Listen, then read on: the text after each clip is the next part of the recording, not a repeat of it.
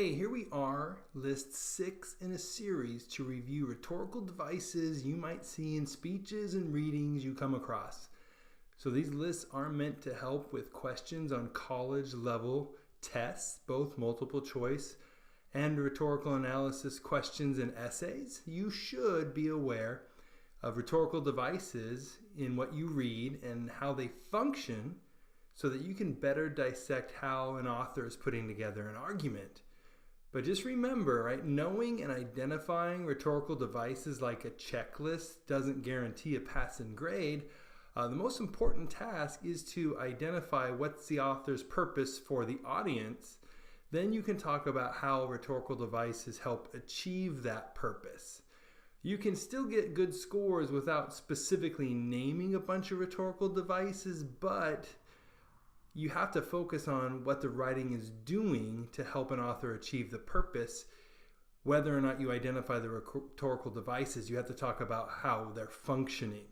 So at the very least, these lists are going to give you an idea of the uses and functions of a lot of rhetorical devices so you can see how the author's kind of using the language to argue for their purpose.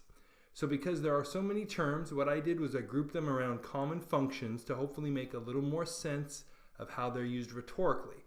I'm calling list 6 repetition to talk about devices involving different ways an author will repeat words and phrases for various rhetorical purposes. And again, this list is kind of long, so I'm dividing it into part 1 and part 2. So here we go, list 6, part 1, repetition. Number 64, anaphora. Anaphora is the repetition of a word or phrase at the beginning of 2 or more sentences in a row. If you think of Martin Luther King Jr.'s famous "I Have a Dream" speech, you realize you've heard one of the more famous examples of anaphora. I have a dream, I have a dream. Clearly, if done well, anaphora can make an idea memorable to a reader or an audience. All right, so number 65, epistrophe or antistrophe. Interchangeable. Epistrophe is the counter to anaphora. Here the repetition of the same word or words is at the end of a phrase or sentences. If you remember when Abraham Lincoln included "of the people," "by the people," and "for the people," that's probably one of the more famous examples of epistrophe. Again, this device can be used to create kind of a dramatic, memorable effect on the audience of what an author is saying because it kind of gets brought up more than once at the end of a thought. Number 66, ANTANACLASIS. This is kind of a fun one because it requires thought both in its creation by an author and its interpretation by the reader. So ANTANACLASIS is the repetition of a word in a sentence but with a different meaning each time. So here's some examples. If you aren't fired up with enthusiasm, you will be fired with enthusiasm. So here the word fired and enthusiasm are both repeated with different meanings and nuances and intentions. Benjamin Franklin was quoted as saying, "We must all hang together, or assuredly we shall all hang separately." The word hang is repeated with clearly very different meanings. So like most repetition, rhetorical devices like this draw attention to the author's point, but there's an additional cleverness here and wordplay with ANTANACLASIS meant to make that impression. Number 67, ANADIPLOSIS.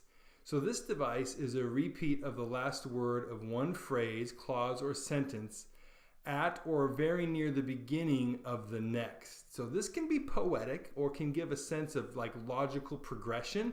The flow of one sentence is carried into the next. So listen to this quote from the Bible because it does both of these things.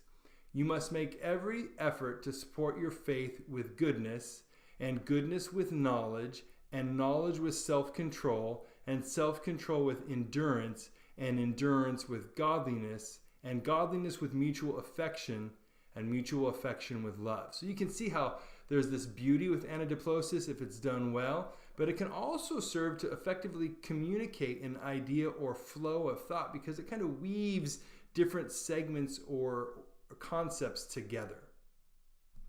Number 68 is amplification. Now we all know what it means to amplify something, so in the same way, amplification strengthens or makes louder a point or idea an author is trying to make. So amplification is the repeating of a word or expression while adding more detail to it to emphasize what might otherwise be passed over.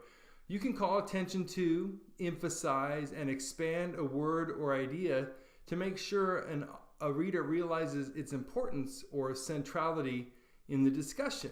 So I could say something like, it's important to listen. It's important to listen because the information is vital. The information is vital because it very well may show up on the test. So sometimes amplification helps to ensure the information is repeated in the mind of the reader to underscore its importance and help them to not forget. So this one's a mouthful, 69, ANTIMETABOLE. This is reversing the order of repeated words or phrases to intensify kind of the final product.